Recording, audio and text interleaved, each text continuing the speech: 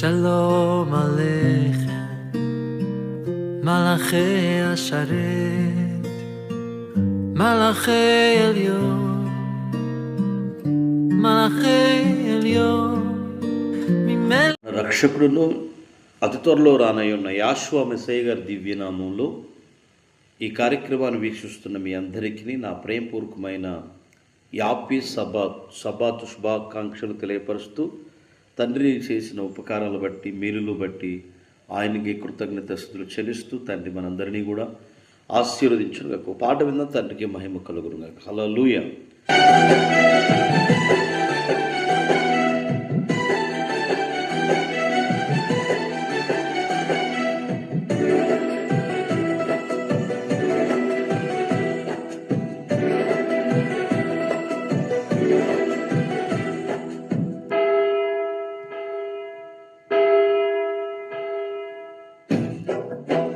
మందిరములోనికి రండి, వందనీయుడి ఆశ్వను చేరండి. మందిరములోనికి రండి, వందనీయుడి ఆశ్వను చేరండి. కలవరమైన కలతల ఉన్న, కలవరమైన కలతల ఉన్న తొలగిపోవును, ఆలయాన చేరును. కలుగు సుఖములు మన యావే నేడును. మందిరములోనికి రండి, వందనీయుడి ఆశ్వను చేరండి.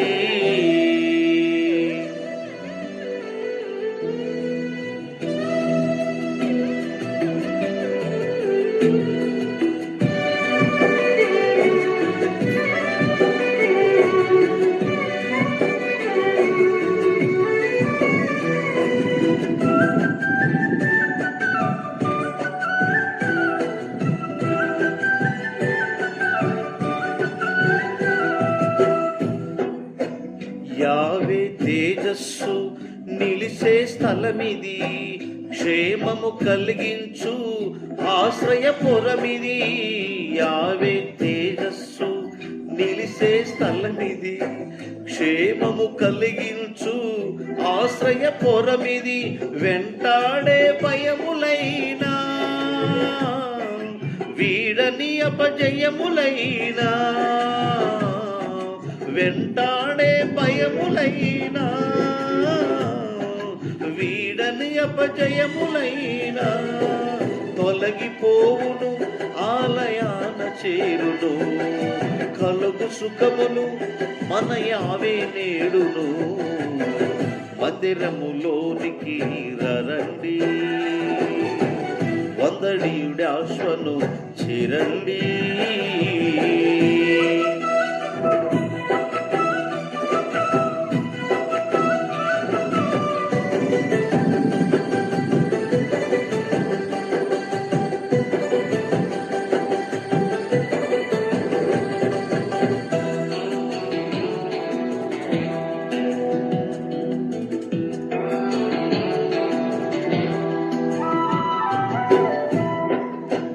సత్యము బోధించే యావే పడిది, ప్రేమను సాటించు మమతల గుడిది.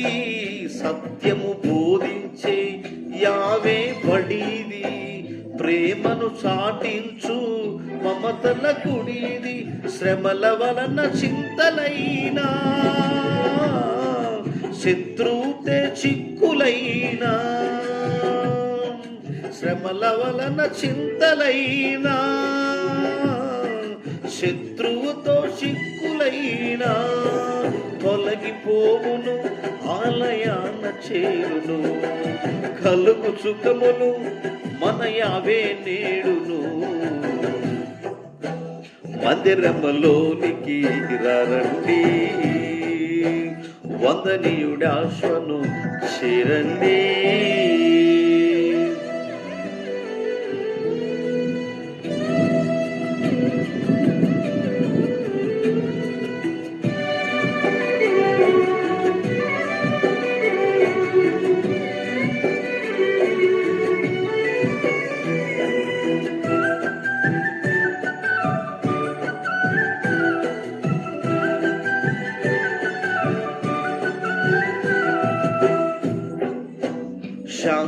ప్రసాదించు దీవెన గృహమిది, స్వస్థత కలిగించు అమృత జలనిది. శాంతి ప్రసాదించు దీవెన గృహమిది, స్వస్థత కలిగించు అమృత జలనిది. కుదటి పడని రోగమైనా, యదను తొలసు వేదనైనా, కుదటి పడని రోగమైనా, యదను తొలసు వేదనైనా, తొలగిపోవును ఆలయాల చేరును, కలుగు సుఖములు మన యాశ్వనేడును. మందిరములోనికి రండి, వందనీయుడాశ్వను చేరండి. మందిరములోనికి రండి, వందనీయుడాశ్వను చేరండి. కలవరమైన కలతల ఉన్న, కలవరమైన కలతల ఉన్న, తొలగిపోవును ఆలయాన చేరును, కలుగు సుఖములు మన యాశ్వనేడును. మందిరములోనికి ఇష్టమైన వాక్య భాగములో నుండి కొన్ని మాటలు మనం ఈ సబాత్ దినాన మనందరూ నేర్చుకున్నటకు, వాగ్దానాలు మనకు ప్రతిరోజు ఈ వాగ్దానాలు వివరించుటకు తండ్రి చేసిన ఉపకారాలు బట్టి ఆయనకి మహిమ చెల్లిస్తూ పరిశుద్ధ గ్రంథమైన బైబిల్ నుండి కొన్ని మాటలు. ఈరోజు అంశం ఆత్మీయులు నిజంగా ఎలా ఉండాలి అని మనం చూస్తే, యోహాను సువార్త మొదటి మాట 8వ అధ్యాయం 36వ వచనంలో ఒక ఆశ్చర్యకరమైన మాట ఉంది. ఏంటంటే అక్కడ నిజముగా మీరు స్వతంత్రులై ఉండాలి అని ఈ మాట తెలియపరచబడుతుంది. ప్రియ సహోదరి సహోదరులారా, ఈ పవిత్ర దినాన తండ్రి యొక్క మాటలు ఎవరైతే వింటారో, తండ్రిని ఘనపరుస్తూ ఉంటారో, ప్రతి సబాతు దినాన అలాగే ప్రతి పండుగ దినాలలో ఆయనను ఘనపరుస్తూ ఉంటారు, వారు స్వతంత్రులై ఉంటారని రాయబడింది.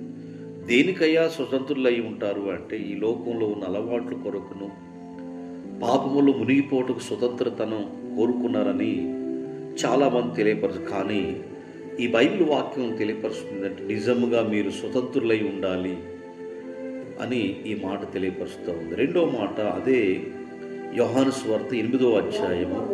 నిజంగా 8వ అధ్యాయం పిల్లరా మరొక మాట తెలియపరుస్తూ ఉంది. నిజముగా మీరు స్వతంత్రులై ఉన్నారు అని, నిజముగా మీరు ఎవరు అని ఈ మాటను మనం వింటున్నాం. 31వ వచనం, 8వ అధ్యాయం 31వ వచనం, నిజముగా శిష్యులై ఉండాలి అని ఈ వాక్య భాగంలో మనకు తెలియపరచబడుతూ ఉంది. సామెతల గ్రంథంలో సొలొమోను రాసిన సామెతల గ్రంథంలో మరొక మాట 17వ అధ్యాయం 17వ వచనంలో, నిజమైన స్నేహితులుగా మనం ఉండాలి. ఈరోజు ఎంతోమంది స్నేహితులు ఉంటారు, ధనం ఉన్నప్పుడు మాత్రమే, ఆ ధనం అయిపోతే వారు స్నేహం ఇడిచిపోదు. స్నేహితులకు ఏదైనా చెప్పుకోగలుగుతారట. తండ్రి అంటాడు, నేను నిజంగా అబ్రహాము నా స్నేహితుడు అని తెలియపరచబడింది. ప్రియ సహోదరి సహోదరులారా, నిజమైన స్నేహితులుగా, పరిశుద్ధులుగా, నిజంగా సత్యం బోధించే వ్యక్తులుగా మనం ఉండాలని ఇది తెలియపరచబడుతుంది ఈ వాక్యం. అలాగనే 2 సమూయేలు గ్రంథము 9వ అధ్యాయం 7వ వచనంలో, నిజముగా ఉపకారం చేసేవారుగా మనం ఉండాలి. అపకారం చేసి తిన్నట్టి వాసాలు లెక్కబెట్టే వ్యక్తులుగా ఉండొద్దురా అంటారు చాలామంది. చెప్పిన వాడికే చేదనము తీసుకొచ్చే వ్యక్తులుగా మనం ఉండొద్దు. ప్రియ సహోదరి సహోదరుల, నిజముగా నీకు చేతనైతే ఉపకారం చేయకపోతే నాకు చేత కాదని చెప్పు, కానీ చెడు చెప్పమాకు అని ఈ లేఖనాల్లో రాయబడింది. ప్రియ సహోదరులరా, మంచి స్నేహితుడుగా మనం, నిజంగా మంచి ఉపకారం చేసే వ్యక్తులుగా మనం ఉండాలి అని ఈ లేఖనంలో రాయబడింది. అలాగనే ఫిలిప్పీలకు రాసిన పత్రిక అపోస్తలుడైన పౌలు ఫిలిప్పీ సంఘానికి రాస్తూ 2వ అధ్యాయం 20వ వచనంలో, నిజమైన పరిచారకులుగా, పరిచయం చేసే వ్యక్తులుగా, పరిచారకులుగా మనము ఉండాలని బైబిల్ తెలియపరుస్తూ ఉంది. పరిచయం చేసేవారు, పరిచయులు, శాస్త్రులు వారు చెప్పుతురే కానీ చేయరు అని చెప్పేసి మత్తయి సువార్త 23వ అధ్యాయంలో రాయబడింది. వారు చెప్పుతురే కానీ చేయరట. వారిని యాశ్వమేసేగా ఏమన్నారంటే వీరు సున్నం కొట్టిన సమాధులు అన్నాడు. మనము చెప్పి వ్యక్తులుగా మనం ఉండొద్దు, చేసే వ్యక్తులుగా ఉండాలని ఈ లేఖనం తెలియపరుస్తూ మంచి లేఖనం తెలియపరుస్తూ ఉంది. ప్రియ సహోదరి సహోదరులారా, నిజమైన సహకారులుగా మనం ఉండాలంట. ఫిలిప్పీ పత్రికలో మరి 4వ అధ్యాయము 3వ వచనం నుండి అదే అధ్యాయంలో నిజమైన పరిచారకులుగా మనం చేయవారుగా ఉండాలి. 4వ అధ్యాయం 3వ వచనం నిజమైన సహకారులుగా ఉండాలని అదే అధ్యాయంలో మనకు తెలియపరచబడింది. ప్రియ సహోదరి సహోదరులు, నిజమైన సహకారులుగా, సహాయం చేసే వ్యక్తులుగా, పరిచర్య చేసే వాళ్ళకి సహకారులుగా అందించే వ్యక్తులుగా ఉండాలని ఈ మాట తెలియపరుస్తూ ఉంది. మరి నిజంగా కీర్తన గ్రంథము అలాగే 45వ అధ్యాయము 18వ వచనంలో నిజముగా మొరపెట్టే వ్యక్తులుగా మనం ఉండాలంట. నిజంగా మొరపెట్టేవారు ఉంటారంట, నిజముగా మొరపెట్టే వ్యక్తులుగా ఉంటారట. బైబిల్ తెలియపరిచే మాట ఏంటంటే, నిజముగా మీరు తండ్రి కొరకు ప్రాణం పెట్టే వ్యక్తులుగా, నిజం కొరకు సువార్త కొరకు ప్రాణం పెట్టే వ్యక్తులుగా, నిజముగా మొరపెట్టే వ్యక్తులుగా, ప్రార్థించే వ్యక్తులుగా మనం ఉండాలని బైబిల్ తెలియపరుస్తుంది. మాటలు వేరు, అరుపులు వేరు, పాటలు వేరు, మొరపెట్టడం వేరు. మొరపెట్టే వ్యక్తులుగా మనం ఉంచాడట. అలా మనం ఉండాలి అని, నిజంగా మొరపెట్టే వ్యక్తులుగా మనం ఉండాలని బైబిల్ గ్రంథం తెలియపరుస్తూ ఉంది.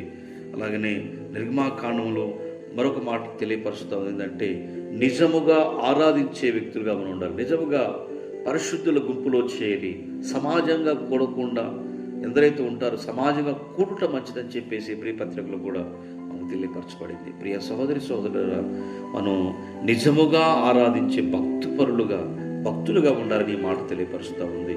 కీర్తనలు 15వ అధ్యాయం 2వ వాక్యంలో నిజంగా ఆయనకి ఎలా ఉండట, పరిచారకులుగాను, నిజం పలికే వ్యక్తులుగాను, మన నోటి నుండి సత్యం బోధించే వ్యక్తులు, సత్యం పలికే వ్యక్తులుగా ఉండాలని బైబిల్ తెలియపరుస్తూ ఉంది. మరి యోహాను పత్రిక 2వ పత్రిక 1వ అధ్యాయం 2వ వచనంలో నిజముగా ప్రేమించేవారై ఉండాలి. నిజముగా నీ ప్రేమ ఇతరులు ప్రేమించేది క్రియారూపకంగా ఉండాలని, పైపైన ప్రేమించే వ్యక్తులుగా కాకుండా ఆ ప్రేమలో మనం మునిగి ఉండాలని ఈ లేఖనం తెలియపరుస్తూ ఉంది. కనుక ప్రేమలో మనం ప్రేమించేవారుగా ఉండాలి. ప్రేమ అంటే తండ్రి ఆజ్ఞలు పాటించి తండ్రి వాక్యానికి విధేయులై ఉండాలని ఈ లేఖనాలు తెలియపరుస్తుంది. కాబట్టి ఈ వాగ్దానాలు అలాగే ఈ వాక్యం ఈ సభాదిన విన్న మీ అందరికీ నా ప్రేమపూర్వకమైన శుభాలు తెలియపరుస్తూ, తండ్రి చేసిన ఉపకారాలు మరవకుండా గడిచిన వారం నుండి నేటి వారం వరకు తండ్రి మనం కాపాడాడు. అట్టి కృపలో మనం అందరం కూడా ఈ 12 విషయాలు మనం మీకు వివరించడం జరిగింది. తండ్రి కృపా సన్నిధి సమృద్ధిగా మనందరిపై దయ చూపించుగాక. మహాగణుడు వేరు తండ్రి, ఈ సబాతు దినాన్ని, పవిత్ర దినాన్ని ఎందరైతే ఈ కార్యక్రమాన్ని వీక్షించారో వారిని, వారి పిల్లలను, వారి కుటుంబాలు దీవించమని, ఆశీర్వదించమని, నిజముగా ప్రేమించే వ్యక్తులుగా, నిజముగా పలికే వ్యక్తులుగా, నిజంగా సహకారులుగా తండ్రి, నిజముగా తండ్రిని అయినా నిజము పలుకువాడుగా ఉండాలని, నిజంగా స్వతంత్రులై ఉండాలని ఎన్నో వాక్యాలతో మాతో మాట్లాడుతూ ఉన్నారయ్యా. వారిని, వారి పిల్లలను, కుటుంబాలు దీవించి ఆశీర్వదించమని, కృపలో నింపమని మనందరినీ చేతులు కప్పచెప్పుకుంటూ ఈశ్వరనామం ద్వారా అడిగి వేడుకున్నాం తండ్రి, ఆమేన్. ఈ కార్యక్రమాన్ని ఇంతవరకు చూసిన మీ అందరికీ నా ప్రేమపూర్వకమైన శుభాల షలోం తెలియపరుస్తున్నాను. షలోం అనగా సమాధానం కలుగునుగాక. హల్లెలూయా. మీ అందరికీ సబాత్ శుభాకాంక్షలు, మీ పిల్లలకి, మీ కుటుంబాలకు ఈ వారం అంతా దయ చూపించిన గాక. షలోం సార్ అందరికీ.